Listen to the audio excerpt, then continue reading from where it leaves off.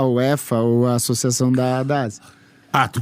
Se tiver 2 anos de trabalho com técnico... No Brasil, aí libera para trabalhar lá. Eu não tenho, então eu tenho que arranjar uma forma. Então, onde eu vou trabalhar? Onde eu tiver a oportunidade de trabalhar, porque tudo a gente vai tentar buscar. Eu estou tentando buscar através lá da Federação Turca, onde eu trabalhei, essa equivalência para tentar quebrar essa situação que hoje, infelizmente, eu e qualquer profissional brasileiro tem, né?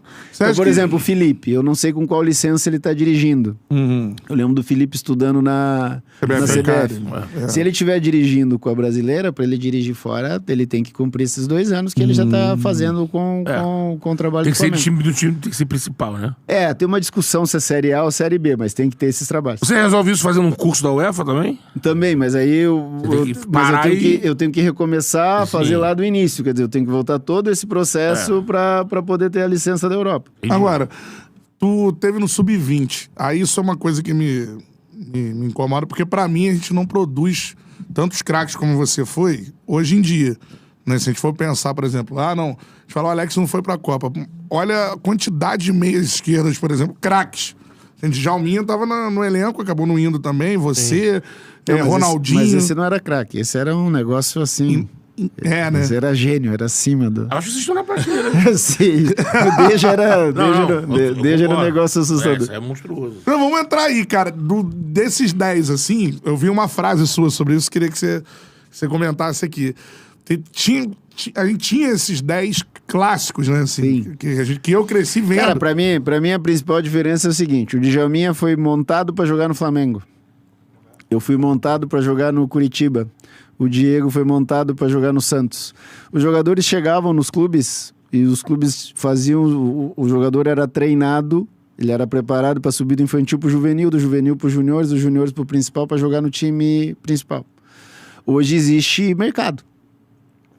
Então você forma o teu jogador para jogar no teu time principal, você forma o teu jogador para ele se tornar moeda, para ele se tornar dinheiro. E se ele for se tornar dinheiro, o dinheiro está na Europa, não está no Brasil. Essa é a diferença, por isso que a gente não forma. É uma diferença básica. Mas aí nós podemos colocar outras coisas. Então, assim, existe hoje treinadores de categoria de base caem, são demitidos, como são treinadores demitidos na equipe principal. Por resultado. Então, eu posso dar o meu exemplo em Curitiba. Eu tive um treinador no Curitiba que ele dirigia o Curitiba durante 30 anos. Esse treinador, provavelmente, ele perdeu mais do que ganhou. Mas ele formava. Só que ele entregou vários jogadores pro time principal. Então, hoje, na base, você encontra assim, vai jogar um Atlético e Cruzeiro. O treinador do Atlético joga pressionado para ganhar do Cruzeiro, o treinador do Cruzeiro joga pressionado para ganhar do Atlético. E hoje, se você olhar, analisar, tem treinadores que dirigem na Bahia... Mas o cara nasceu no Rio Grande do Sul. O cara dirige em Curitiba, nasceu no interior de São Paulo. Então o mundo foi mudando no sentido de negócio. E futebol se tornou um grande negócio. A indústria. Então aonde nós temos esse 10, que era menos participativo no jogo... Cadê? Que ele era mais mágico para jogar... que teoricamente ele era mais preguiçoso na parte defensiva. O mercado pede isso? Não pede. Então a gente desde pequenininho começa a deixar o menino de fora. Nós precisamos de jogador com uma biotipia diferente, um pouco mais alto, um pouco mais forte. Pensando na Europa, né? Então você pega um menino que tem uma maturação tardia, esse menino já começa a ter menos estímulo, ele começa a ficar de lado. Quando chega com 16, 17, o forte, o grande, com menos qualidade... ele tá ali se desenvolvendo, e o outro com mais qualidade técnica, mas que não era tão participativo, como era o meu caso, como era o caso do Djalma, ele começa a ficar de lado. Por quê? Porque o mercado tá pedindo outra coisa. Você está me dizendo que essa indústria hoje, o mercado mata, por exemplo, o Alex de surgirem assim? Se eu surgisse hoje, provavelmente eu teria uma séria dificuldade. Você precisa de um treinador que apostasse em você, né? Porque o que acontece? Eu posso contar o meu caso, que foi assim, a diretoria do Curitiba queria me mandar embora. Por quê? Porque eu era o pequenininho, que eu não participava e que, eu jogava bem com a bola no pé, mas nas outras fases do jogo eu não ajudava. E o treinador falou, não, tá louco? Vamos ensiná-lo, ele é jovem, tem 13, 14 anos. A gente prepara o menino, porque o importante é que quando ele tenha 20, ele possa jogar no time de cima.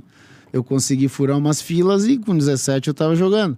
Mas mesmo assim, se lembrarem, eu sou irregular no início da carreira porque eu estava buscando essa maturidade que alguns têm com 18. No meu caso, eu fui ter com 22, 23. Acontece, né? E que é totalmente normal. Mas que tipo de jogador você tá atrás? Que tipo de jogador você quer formar? Essa é uma discussão que quem tá dentro dos clubes é que pode responder. Porque hoje a gente vê muito... A gente conversa, né, Betão? Sim. De ver muito ponta. O Brasil revelando ponta e volante. Veja o Estevão do Palmeiras. Seria um 10, né? O Estevão do Palmeiras é um jogador que joga do lado do campo. Matheus Gonçalves, o menino do Flamengo, ele joga do lado do campo. Se jogasse na década de 90, provavelmente, vamos lembrar, eram 4, 2 volantes, 2 meias, 2 atacantes. Normalmente, um desses meninos seria o Matheus Gonçalves e o Estevão, que foram os 2 exemplos que eu usei. Pra jogar por eles seriam esses 2 meias, se juntariam com os meias. Aí vamos lembrar um pouquinho depois que o Zagallo apelidou aquele meia de 1, ele trouxe o cara para trás, não eram 3 volantes. Normalmente esse cara da esquerda era um meia. Aí nós estamos falando de Zinho, nós estamos falando de Ricardinho. E esse cara, que era o meu caso, ele jogava mais centralizado, mas ele era um meia também. Atrás do atacante. Nos dias de hoje, tem treinadores que fazem isso? Tem, só que são em menor escala do que tinha antes. Exato. É isso aí. E aí eu vou voltar pra frase que eu vi em algum lugar aqui no Instagram, assim. Tô falando que jogou mais do que uma galera, mas falando que jogou menos que outra galera, assim. E você já falou, você jogou menos que o Djalminha? Mas eu brinco nesse bate-papo, porque é aquilo que a gente falava antes de começar o programa aqui em off. Futebol é gosto pessoal. Eu, por exemplo, eu gosto de vários jogadores que quando eu comento com os amigos, as pessoas talvez nem lembrem dos caras. Sim. Então, assim, eu acho que eu fui bom jogador, acho que eu joguei... Acho que eu joguei num bom nível e teve gente que jogou bem também, só que eu acredito que tenha jogado num nível melhor. E teve gente que jogou muito mais do que eu, que isso é totalmente natural. Então, vamos desses camisas 10 clássicos ali dos anos 90. Quem tu acha que jogou mais que você? Acho que o Djalma jogou mais que eu. Jogou mais que tu? Acho que jogou mais que eu. O que o Djalma fazia que tu... Você fazia mais assim, gol, né? Cara, eu era mais incisivo, né? Tu entrava mais na área. Eu gostava de... Eu sempre brinco com o Djalma, que eu gostava de fazer gol. O Djalma gostava de desmoralizar o adversário. Arte. Mas era dele. É isso. Porque o jogo também passa por isso. Sim. O jogo passa por essa guerra psicológica superior a você. de você contra o teu adversário. A minha briga com o adversário era tentar passar por ele. Eu não tinha habilidade que tinha o Djalma. Eu não era um jogador habilidoso. O Djalma era um jogador habilidoso. Então, assim, a gente tem que entender muito qual eram as referências e quais eram as características. Por exemplo, eu não acho que o Rivaldo era meia. Acho que o Rivaldo era atacante. Entendeu? Eu, por exemplo, eu era um meia atacante. O Ricardinho, que as pessoas muitas vezes comparam, eu não acho que o Ricardo fosse um meia atacante. Eu acho que o Ricardo era um meia armador. Então, assim, quando a gente vai fazer esse tipo de comparação, se você não tiver essas referências, a referência se pega. O Giovani e eu, nós competíamos no mesmo espaço. Mas saudosismo, é outro estilo, né? O Giovani era super clássico. O Giovani era uma elegância absurda. O Giovani tinha mais drible do que eu tinha. Quer dizer, cada um tinha alguma coisa que...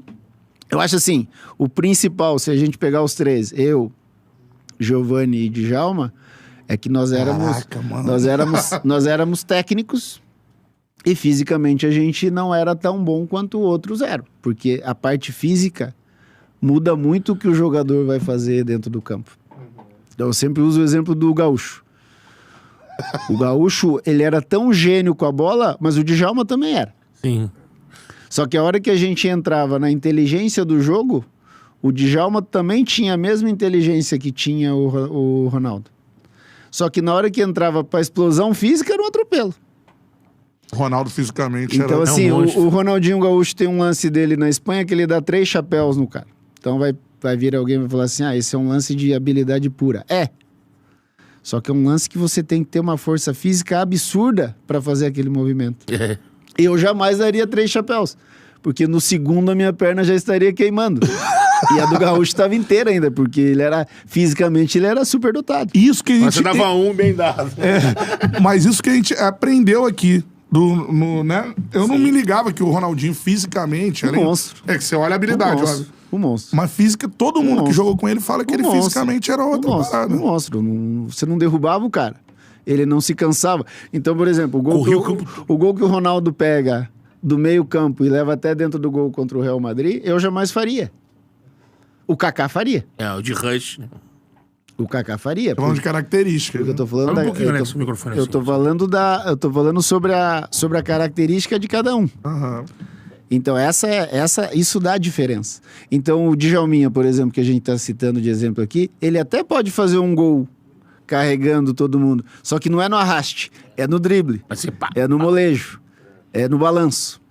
E tem gols do Giovani assim. O Giovani vem, parece que ninguém vai chegar nele, ele dribla. Porque ele tá semifinal quando o Flum vai levando, né? Mas assim, se você pegar do Gaúcho, ele tem vários, porque fisicamente ele era uma máquina. Então essas são diferenças que na hora do jogo vai diferenciando um jogador do outro. O Djalma teve aqui, aí eu vou querer saber a tua opinião sobre isso, até porque o Ronaldinho deu uma declaração muito maneira que eu vou te perguntar também.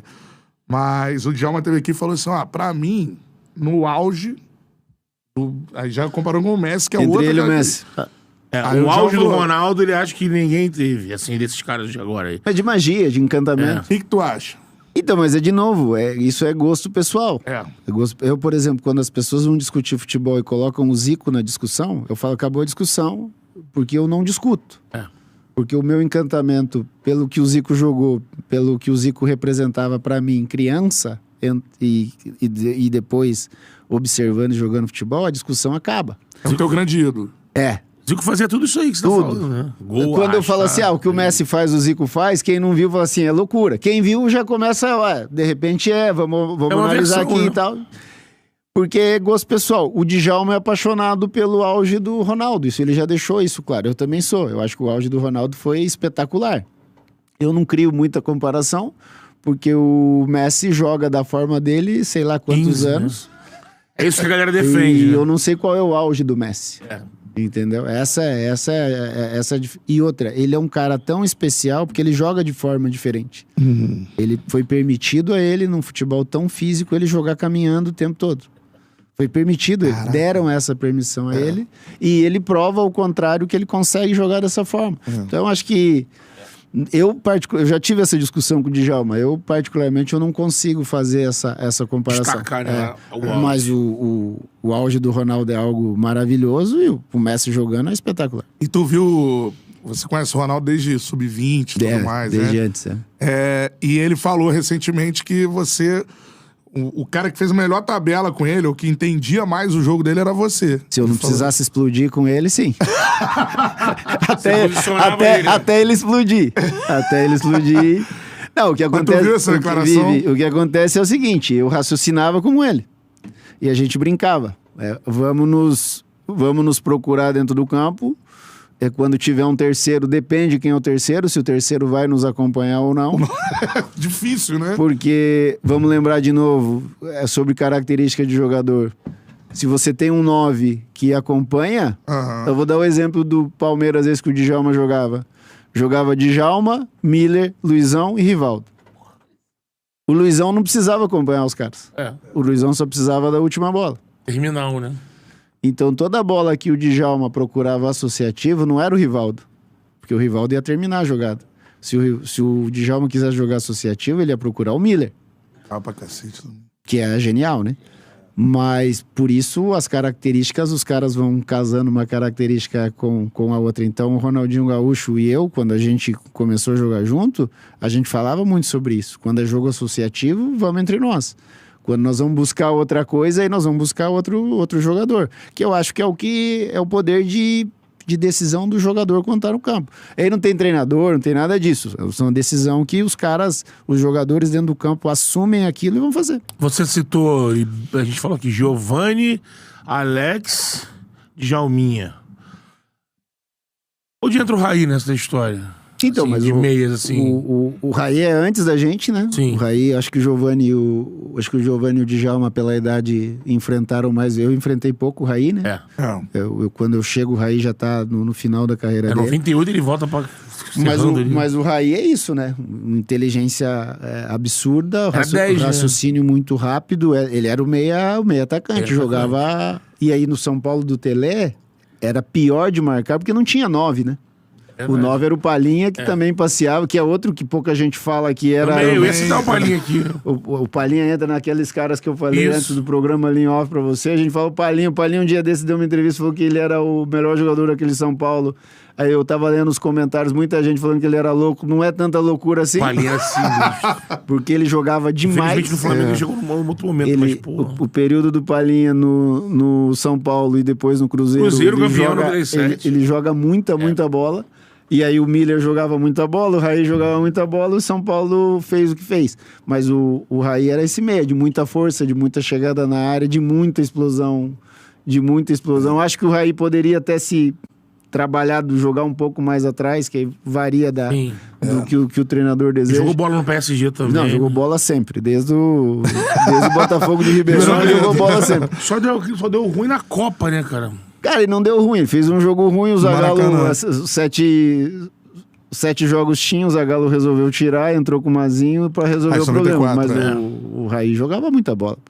Agora, qual jogo que você jogou junto com o Ronaldinho que exemplifica isso que ele falou, que a melhor tabela que ele teve na carreira dele? Cara, assim, ó, entre 99 e 2001... que é a primeira vez que o Ronaldo vem na Copa América de 99 e 2001, a gente jogou vários jogos juntos. A seleção. E aí tem amistoso, tem Copa América, tem Copa das Confederações, tem eliminatória, tem pré-olímpico. Ele jogo Brasil que o Vampeta mete 2. Aqui, no jogo da eliminatória.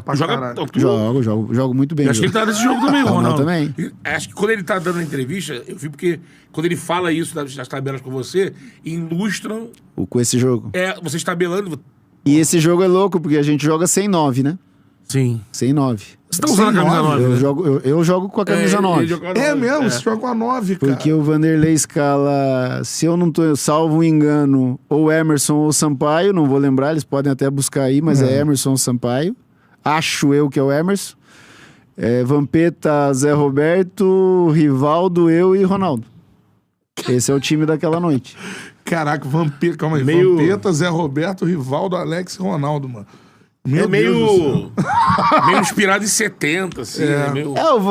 Porque assim, vários meias, quando a gente fala do Vanderlei, ele tentava achar um jeito de encaixar aquilo que ele achava o melhor para aquele momento. Porque se a gente lembrar desse jogo aí, 3 dias antes ou 4 dias antes, jogou o Djalma. Eu fiquei no banco contra o Paraguai. Nós perdemos lá em Assunção.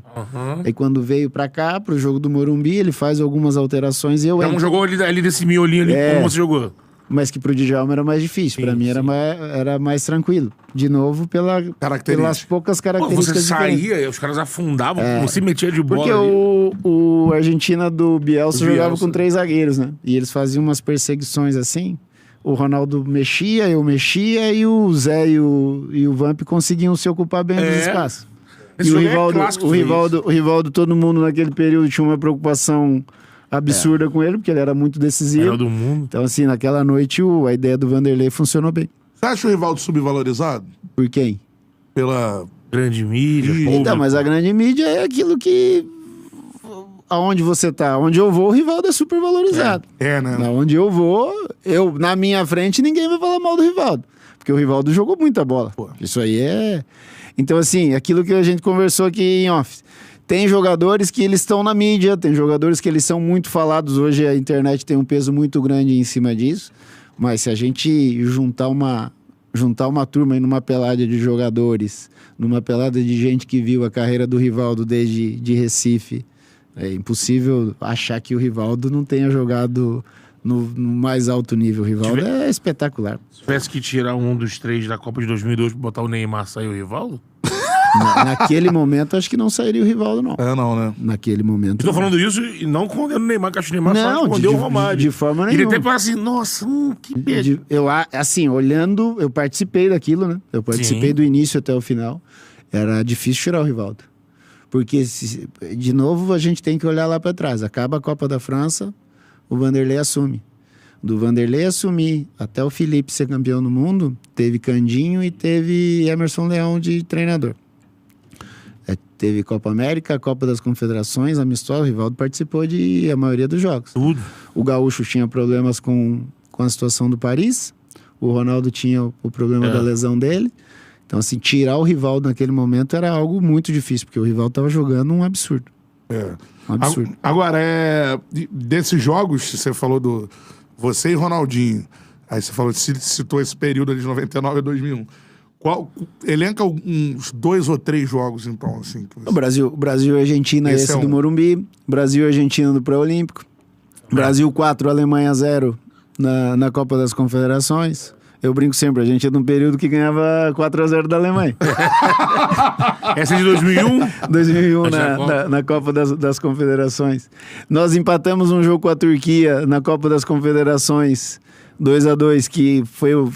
Tem vídeos, tem cortes aí de um jogo bem interessante, bem legal. Tiveram vários jogos. E a gente vai fazer esses rios dos dois, né? Ilustrados, né? A melhor tabela da carreira do Ronaldo foi com a tua também. Mas, por exemplo, tem um gol meu no Pré-Olímpico contra o Chile, que a gente sai tabelando e a penúltima bola, ele me achando entre os zagueiros e eu finalizo e faço o gol. É um jogo que... É porque o Ronaldo, ele ultrapassou, né? A carreira dele ficou tão grande que tem muitos jogos na carreira dele que, de repente, alguns ficam esquecidos lá atrás. Provavelmente alguns que eu tenha participado também estejam nesse bolo aí dos esquecidos. E era uma parada que você se falava assim, irmão, agora é com a gente aqui. Vamos Sim, sempre. Sempre, cara, daqui pra frente. Eu sempre brinco que essa geração é o seguinte: a gente percebia, quando entrava no vestiário, o tipo que cada um tava reagindo. Então, se você entrasse no vestiário, o samba tivesse comendo solto, a rapaziada tivesse ali já trocando de roupa, petecando a bola, brincando, você fala assim: opa, hoje vai ser legal. Hoje vai. Agora, se você entrasse no vestiário, o nível de energia já tivesse mais baixo. Eu falava muito pro Roque Júnior: negão, você vai correr, hein? Rapaziada não tá naqueles dias. Porque o nível técnico e o nível mental desses caras era absurdo. Os caras eram muito bons. Sim. Os caras não, você tá dentro... Nós estamos falando de, por exemplo, os 2 laterais eram Cafu e Roberto Carlos. Entendeu? Aí os reservas a gente pode citar 2 ou 3 é porque esses caras eram os donos da posição mesmo. Por anos, né? Olha os caras que ficavam ali... década, né? Olha os caras que ficavam sem ter espaço pra furar. Serginho, Gilberto... Então, por exemplo, o Roque Júnior, eu chego no Palmeiras, o Roque é um ano mais velho que eu colo no Roque, era um dos caras que eu tava mais próximo. O Roque, pra conquistar o espaço dele, ele tem que atravessar Antônio Carlos Zago, atravessar o Daí... brigar com o Edmilson. É duro e o cara vai ali e de repente o campeão do mundo é ele. Então, assim, o nível mental, fora o nível do jogo, mas o nível mental e o nível de desejo. E outra coisa que era muito legal, o nível de prazer de jogar bola. Os caras não queriam jogar futebol, os caras queriam jogar bola. Era prazeroso jogar bola. Então, assim, eu brinco sempre com o Djalma: coletivo na Granja. Time A contra o time B, o pau torava porque... Você olhava qualquer um. Se jogava o colete pra cima, o time A e o time B, o pau torava. Os coletivos eram espetaculares. Tu jogou com essa dupla de ataque aqui? Com os dois juntos, não. Caraca. Joguei com eles separados, mas juntos, infelizmente, não tive esse... Você não tava esse privilégio. Naquele grupo de riad dos carecas. Não, esse é 97. Eu tava chegando no Palmeiras. Mas eu ficaria bem careca no meio O Gonçalves que ficou pé da vida. Nunca mais foi cabeludo, mano. Gonçalves, Rogério, Leonardo, esses caras não... Cabeça não ficou legal, carequinha. Quando o Leonardo apareceu careca, parecia um pinto. Galanzão, né? Apareceu ele. Agora, você falou já sobre o carinho por ele, a gente tem um carinho muito grande, também já esteve aqui com a gente, seu grande ídolo no futebol. E aí eu já vou emendar, você falando dele jogando e depois dele sendo seu técnico. Foi meu treinador, 2 anos. Alex, onde o Zico tá nessas ideias que a gente tava falando aí, assim? É que tá acima dos outros. Tá acima dos outros. Por que o Zico... Ele tá aqui e os outros estão tentando chegar nele. O que o Zico fazia que te encantava? Tudo. Assim, de olhar. A condução, a tabela, o drible, a velocidade, o diminuir a velocidade quando tinha que diminuir, quebrar o ritmo quando tinha que quebrar o ritmo. E falta, e pênalti, e a bola que ele acha na final do Mundial é um absurdo. A bola que ele acha o Júnior na Copa de 82, que tá todo mundo saindo, o Júnior entra e ele acha por baixo. A bola do gol do... Se eu não tô enganado, é o gol do Sócrates contra a Itália, que ele recebe de costa, ele gira, espera o momento certinho pra achar. Pô, poderia ficar aqui o dia inteiro. Aquela arrastada contra a Nova O Galo é absurdo. Iugoslávia, que ele vai... O gol contra a Iugoslávia já no momento dele baleado, saber se ele vai pra Copa do Mundo ou não. E depois o final de carreira dele já jogando porque falar da J-League hoje é mole. Ele que inventou a parada. Do jeito que ele foi pro Japão e jogar do jeito que ele jogou, pô, é absurdo. E ele... Cara, o Zico é Zico, né? Agora, você falou isso pra molecada, assim, a molecada... Não, porque o Messi é indiscutível, assim. Em termos de estilo, eu vejo muita gente comparando, porque tem muita gente que não viu o Zico jogar assim. O Messi? No auge. O Messi. Tem a ver? Tem a ver. Tem a ver, característica, né? Tem a ver. O time do Coutinho já jogava desse jeito, com esses 10 meio que chegando na área, nas costas do volante. Colado no Nunes, com o Lico vindo passear um pouquinho por dentro. Mudava um pouquinho quando jogava o Júlio no lugar do Lico, mas o Zico tava sempre na mesma função. E muito perto do gol, né? E a gente tem uma história aqui, que quem contou foi o David. Do tempo de vocês lá. E aí eu não sei se você pode confirmar ela ou não. Depende, o David mente pra caramba. É do Vulcã desafiando. Vamos ver se eu vou mentir junto com ele. Zico treinador. Vulcão goleiro. O Vulcã e o goleiro, tipo, Vulcã, né?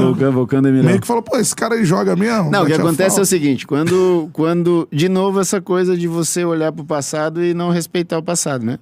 Então, quando o Zico chega, os jornais davam assim, porque assim, isso é uma coisa que só quem vai pra fora do Brasil entende. A seleção de 82 é um negócio respeitadíssimo. Respeitadíssimo, onde os caras vão. Que eu vi com o Zico jogando a UEFA e jogando a Champions, do respeito dos caras pelo Zico, pelo que aquela seleção de 82 fez, Os ingleses adoram. Chegar na Inglaterra surreal, né? Absurdo. Então, a história com o Zico boa. Chegou o cantor aquele inglês, o Robbie Williams. Chegou num treino nosso nós íamos enfrentar o Newcastle. E aí veio uma notícia, estamos lá fazendo uma roda de bobo. O Robbie Williams tá aí. Aí o Zico bobão, daquele jeito, brincando. Não, a babá quase perfeita. Os caras não, Zico, não é a babá quase perfeita. Foi o cantor, cacete. O cantor. Aí o Zico, beleza. Manda o cara entrar aí. O cara entrou, bateu uma foto com ele. Tá? O Zico era assim, não só o Zico, né? Porque eu vi com outros jogadores que participaram dessa seleção. Então, assim, quando o Zico chega no Fenerbahçe, Fenerbahçe contrata o Pelé Branco. Fenerbahçe contrata o segundo maior jogador da história do Brasil. Deram uma moral absurda pro Zico. E os caras vinham em nós e a gente confirmava. Eu, o Roberto, o rapaziada que tava lá. David. Não, o cara era um fenômeno. Isso mesmo. E aí o goleiro começou de brincadeira. Ele batia falta porque os goleiros eram mal treinados e tal. Num belo de um dia, fomos treinar falta. Tô ali treinando falta. Eu e o Roberto acaba saindo. Ficamos eu e o David, ficava ali brincando. E o Zico anotando. E o Zico dando dica ali pra gente, né? Bate mais aqui, bate mais ali. E o joelho do Zico, quem vê, é um negócio absurdo de grande, junta muito líquido. O Zico sofria, porque nós estamos falando isso 20 anos atrás. Né? O Zico queria jogar bola todo dia, jogar pelada com os caras, então o joelho dele sofria. E o goleiro começou a pegar no pé. E a gente começou a agitar o Zico. Pô, Galo, vai, pô, 2 faltinhas só. Vamos judiar desse goleiro aí. E o goleiro lá. E o que acontece? O Zico tava olhando para um outro goleiro. Esse cara era o absoluto da posição. Só que o Zico já tava olhando para um outro goleiro para talvez sacar o cara ali e botar o outro goleiro. O Vulcã era a seleção turca. Ele era a seleção turca, mas naquele momento ainda não era. Ele vai se tornando com o tempo. Só que o Zico já tava olhando para um outro goleiro, que o nome dele era Serdar. Tinha vindo de um outro time, tava treinando bem, o Zico tava olhando pro cara. Aí o Zico, tá bom. Pede a chuteira pro roupeiro e fala pra gente, me dá 5, a partir da 5ª tá valendo. Aí o Zico uma na barreira, outra na trave. E o goleiro, não é nada disso e tal. Aí o Zico fala pro goleiro, pro tradutor, avisa que agora tá valendo. Mais pra cá, ajeita a bola, o Zico, gol. E a gente, aí goleirão, vai na bola e tal. E o Zico, gol. Assim, aí na terceira ele falou assim, veja como ele é bobão, ele vai sair antes, vou pôr no canto dele. Pá, o goleiro se mexe no canto dele. E a gente agitando o goleiro. Aí o Zico começa a arrumar a bola. Quando o Zico começa a arrumar a bola, ele passa do lado da bola. E tipo, dá um biquinho na bola assim e sai xingando o Zico. Perdeu a esportiva. Zico deu ruim pra ele perdeu a esportiva. Caraca, alugou um triplex na cabeça do Vulcano. O cara meteu 3 gols direto, o David agitando o goleiro pra caramba, o tradutor agitando pra caramba e o goleiro já meio receoso que ia sair do time e tal. E virou a história do goleirão. Provavelmente ele não se meteu mais com o Zico naquele período. Caraca, isso é sensacional, mano. Porque o Galo pegava de um jeito na bola. Exato. Mas Zico coroa, né, cara? Tipo, cara, mas assim... Até hoje aí ele faz desafio de dockside, boom. É que hoje ele já... Tem um canal dele com Vegeta lá, ele e o Ronaldo, Mas é que hoje ele já não tem mais a força que tinha, né? Vamos lembrar, são 20 anos atrás, ele pegava bem na bola, ele tá com prótese, mas ele, do jeito que ele pegava na bola, era assustador. Um gênio, né, cara? O Zico é um gênio. Cara, infelizmente eu não vi jogar, mas... Pô, mas essa de... Consumi depois todos os vídeos. Esse cara era bom mesmo? Então vamos ver aí. Pô, deu azar, né? Viu ao vivo. Eu vi alguma coisa e nada aconteceu. Isso é maravilhoso. Cara, Alex, obrigado, mano. Não tem nem como agradecer. Aprendi aqui. Eu que agradeço. E um dia vamos assistir um jogo junto. Com certeza. Aí tu me explica as coisas que estão acontecendo e tudo mais. Sai de mala do lado também. Alex, que é isso? Vamos só ver o jogo com ele. Pô. Tomar um vinho ali, que assiste. Obrigado. Não, a gente vê o jogo e discute depois. Exatamente. De maneira mais profunda. Né? Isso tem um fundo de um produto, hein? Que a gente tem um sonho de fazer. Pô. A gente grava, pô. Isso é bacana. Maneiro, fica a ideia. Maravilha, obrigado aí que muito bom, vocês Alex. sigam aí com esse sucesso espetacular que vocês estão tendo, que cada vez fique maior isso aí. Obrigado pela resenha, foi espetacular. O Clube de todo o Brasil, essa mente brilhante está aí esperando uma oportunidade. Bota essa carga também. Tá na carga também, né? Ué. É que já que o cara já entra, né? O cara vai saber, Alex, eu quero você porque o final do podcast é que como ganhar tudo, tá? Só chegar assim. Mas eu em momento nenhum falei em ganhar alguma coisa. É só voltar ali que você vai ver. Você contou até não que tem nada disso. Né? O presidente do Antário, ó, vamos perder hoje, hein? Valeu, galera. Aquele abraço. Tamo junto. Valeu.